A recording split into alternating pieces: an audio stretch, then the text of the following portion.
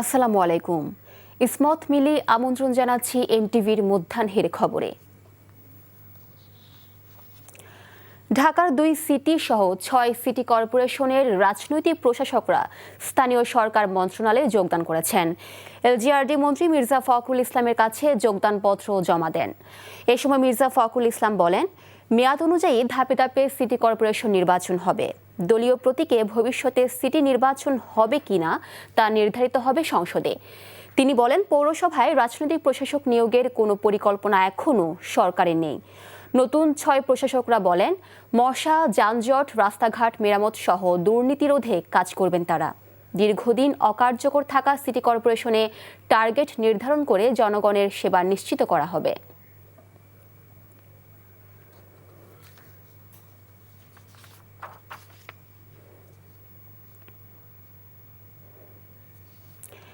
এই মুহূর্তে সচিবালয়ে আছেন স্পেশাল করেসপন্ডেন্ট হাসান মাহমুদ। সরাসরি চলে যাচ্ছি তার কাছে। হাসান, প্রধানমন্ত্রীর আজকের কর্মসূচি নিয়ে আপনার কাছে কি তথ্য আছে?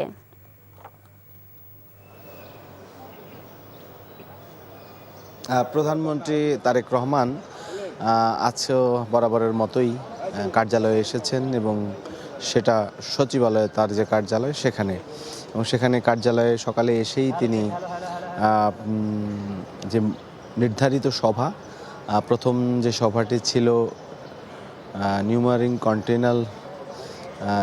কন্টেনার নিয়ে বৈঠক ছিল। মন্ত্রী পরিষদের সংশ্লিষ্ট মন্ত্রণালয়, সড়ক, নৌপথ এবং রেলপথ, অর্থাৎ নৌ পরিবহন মন্ত্রী তিনি ছিলেন শেখ রবিউল আলম, এবং সংশ্লিষ্ট কর্মকর্তারা ছিলেন। অর্থ মন্ত্রণালয়ের কর্মকর্তারা ছিল। বিশেষ করে আসলে যেই আন্তঃমন্ত্রণালয় বৈঠকই আসলে হচ্ছে, সেখানে কয়েকটি মন্ত্রণালয়কে একেবারেই থাকতে হচ্ছে। তার মধ্যে অর্থ মন্ত্রণালয় একটি, যার কারণ অর্থের সাথে সংশ্লিষ্ট, সেজন্য এর আগেও আমরা দেখেছি বা বলেছি যে কৃষক কার্ড কিংবা ফ্যামিলি কার্ড, এই বৈঠকগুলো যখন হয়েছে তখন সংশ্লিষ্ট কিন্তু অর্থ মন্ত্রণালয় থাকছে।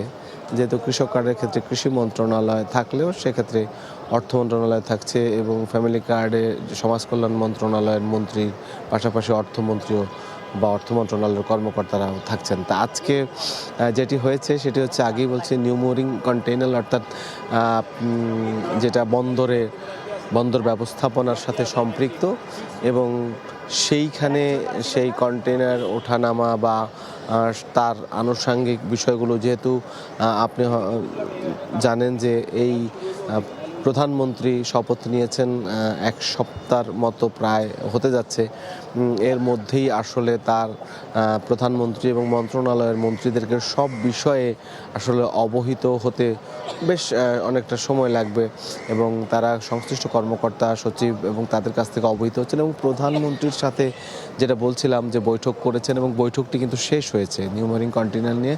কিন্তু আমরা এইখানে অপেক্ষমান সাংবাদিকরা সংশ্লিষ্ট মন্ত্রী যাবার সময়, অর্থাৎ যোগাযোগ মন্ত্রীর সড়ক পরিবহন, যেহেতু নিউমোরিং কন্টেইনার নিয়ে কথা হয়েছে, এখানে তার নৌ পরিবহন মন্ত্রণালয়ের সংযুক্তিটাই বেশি, এবং তাকে আমরা কথা বলার চেষ্টা করছি, কিন্তু তিনি কথা বলেননি। এখন কৃষক কার্ড নিয়ে, আসলে ফ্যামিলি কার্ড নিয়ে পরবর্তী বৈঠক শুরু হবে, এবং আমরা দেখেছি যে এই পদ দিয়ে ইতিমধ্যে সমাজ কল্যাণ মন্ত্রী ডক্টর এজেডএম জাহিদ হোসেন তিনি প্রবেশ করেছেন, এবং পরবর্তী বৈঠকটি আসলে ফ্যামিলি কার্ড কত দ্রুত বিতরণ করা যায় এবং পাইলট প্রকল্পটি কবে নাগাদ চালু করা যায়, মিটিং শেষ হলে হয়তোবা আমাদেরকে তিনি এসে ব্রিফ করলে আমরা বিষয়টি জানাতে পারবো কবে থেকে চালু হচ্ছে ফ্যামিলি কার্ড।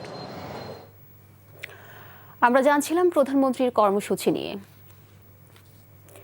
চট্টগ্রামে গ্যাস লাইন বিস্ফোরণে আগুনের ঘটনা, মোহাম্মদ শাওন নামে জাতীয়বার্নে আরও একজনের মৃত্যু হয়েছে। এ নিয়ে মৃত্যুর সংখ্যা দাঁড়ালো 2-এ। জাতীয়বার্ন প্লাস্টিক সার্জারি ইনস্টিটিউটে আবাসিক চিকিৎসক সহকারী অধ্যাপক ডাক্তার শাওন বিন রহমান জানান, সকালে আইসিইউতে চিকিৎসাধীন অবস্থায় তার মৃত্যু হয়েছে। তার শরীরে 50% দগ্ধ ছিল। তার ইনহেলেশন ইনজুরি ছিল। এর আগে নূরজাহান আক্তার নামের এক নারীর মৃত্যু হয়েছিল। বাকি 7 জনের অবস্থা আশঙ্কাজনক বলেও জানান তিনি। গতকাল সকালে চট্টগ্রামের হালি শহরে একটি আবাসিক ভবনে গ্যাস লাইনের লিকেজ থেকে বিস্ফোরণে নারী শিশু সহ একই পরিবারের 9 জন দগ্ধ হন। এদিকে কুমিল্লার দাউদকান্দিতে গ্যাস সিলিন্ডারের লিকেজ বিস্ফোরণে নারী ও শিশু সহ একই পরিবারের 4 জন দগ্ধ হয়েছেন। সকালে দগ্ধ অবস্থায় তাদের উদ্ধার করে ঢাকার জাতীয় বার্ন ও প্লাস্টিক সার্জারি ইনস্টিটিউটের জরুরি বিভাগে নিয়ে আসা হয়। দগ্ধরা হলেন মনোয়ারা, জিলহক, উম্মে হুমায়রা ও শিশু হুররাম। এদের মধ্যে জিলহক ও উম্মে হুমায়রার অবস্থা আশঙ্কাজনক বলে জানিয়েছে চিকিৎসক। বান্দরবানের নাইক্ষ্যংছড়ি উপজেলার আমতলী সীমান্ত দিয়ে বাংলাদেশে অনুপ্রবেশের সময় 3 জন আরাকান আর্মির সদস্যকে আটক করেছে বিজিবি। আইন শৃঙ্খলা বাহিনী জানায়, নাইক্ষ্যংছড়ি উপজেলার ঘুমধুম ইউনিয়নের ঘুমধুমের আমতলী সীমান্ত এলাকা দিয়ে 3 জন মিয়ানমারের আরাকান আর্মির সদস্য বাংলাদেশে অনুপ্রবেশ করার সময় সীমান্তে টহলরত বিজিবি সদস্যরা তাদের আটক করে। পরে জিজ্ঞাসাবাদে তারা নিজেদের মিয়ানমারের সশস্ত্র সংগঠন আরাকান আর্মি সদস্য বলে পরিচয় দেয়। আটককৃতদের কাছ থেকে মিয়ানমারের মুদ্রা উদ্ধার করা হয়। তাদের বিরুদ্ধে প্রয়োজনীয় আইনানুগ ব্যবস্থা গ্রহণের জন্য নাইক্ষ্যংছড়ি থানায় হস্তান্তর করা হয়েছে। ফরিদপুর শহরতলির ডোমরাকান্দির ঢাকা খুলনা মহাসড়কের ধার ঘেঁষেই নজর কাড়া সূর্যমুখী ফুলের বাগান যেন একটি হলুদ ভূখণ্ড। বিস্তীর্ণ এলাকা জুড়ে হলুদ সূর্যমুখী ফুলের হাসিতে নিজেদের বৈকালীন সময় কাটাতে এখানে ছুটে আসেন হাজারো প্রকৃতিপ্রেমী। সদর উপজেলার গঙ্গাবর্দী এলাকায় বিএডিসি খামারে বিগত বছরের মতো এবারও চাষ করা হয়েছে সূর্যমুখী ফুল। ফরিদপুর থেকে সঞ্জীব দাসের পাঠানো রিপোর্টে বিস্তারিত।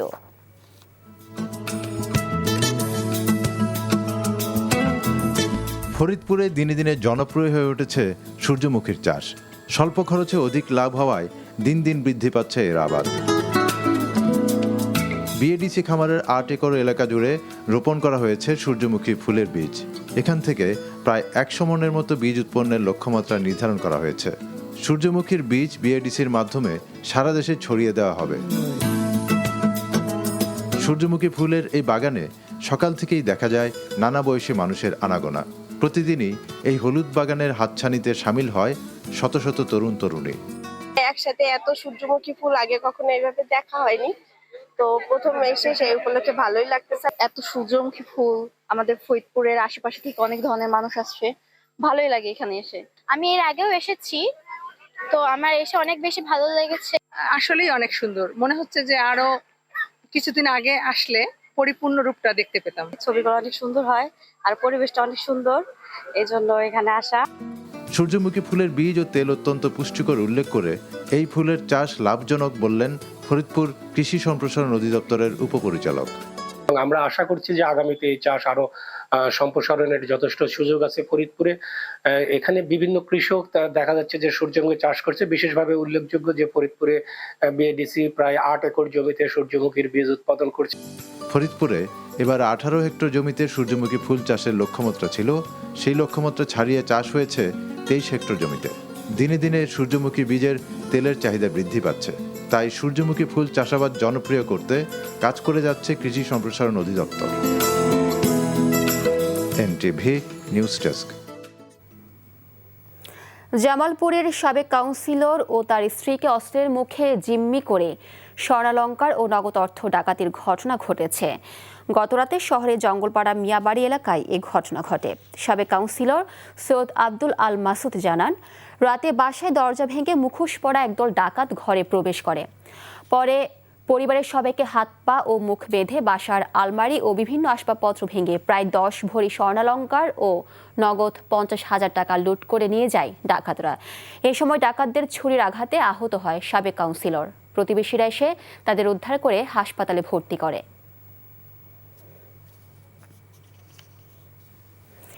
এই ছিল মধ্যাহ্নের খবরে। এই খবরের ভিডিও সহ আপডেট জানতে ভিজিট করুন এনটিভি অনলাইন www.ntvbd.com। এছাড়াও এনটিভির জনপ্রিয় সব অনুষ্ঠান ও খবরের আপডেট জানতে ভিজিট করুন আমাদের ইউটিউব ও ভেরিফাইড ফেসবুক পেজে। 2টায় দুপুরের খবর দেখার আমন্ত্রণ রইল। ধন্যবাদ সবাইকে।